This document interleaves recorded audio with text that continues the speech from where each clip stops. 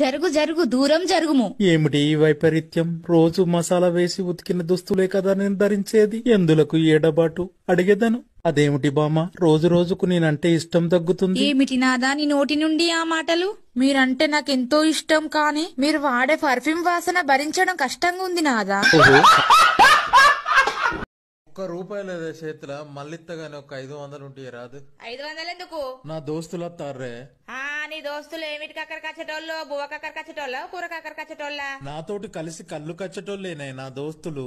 పైసలు ఇయ్యా, నా దగ్గర లేవు. అంతేనా?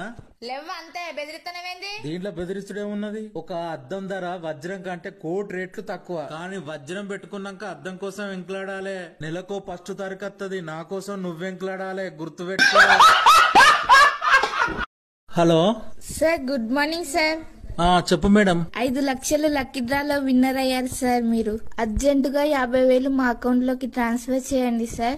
మీ అడ్రస్ చెప్తే మీకు 5 లక్షలు మేము పంపిస్తాం సార్. మీ అడ్రస్ చెప్పండి ప్లీజ్. నిజంగా 5 లక్షలు పంపిస్తారా మేడం? 50,000 మాకు ట్రాన్స్ఫర్ చేసి మీ అడ్రస్ చెప్పండి సార్, ఖచ్చితంగా పంపిస్తాం. సరే మేడం. మీ పేరు చెప్పండి సార్.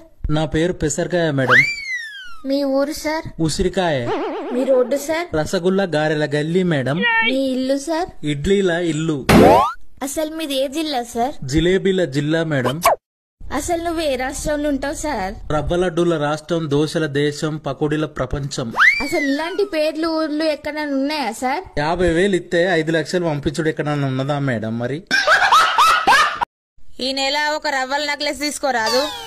తప్పకుండా తీసుకుంటేనే. నీకన్నా ఇవ్వలు ఎక్కువ నాకు, నా గుండెవే నువ్వు.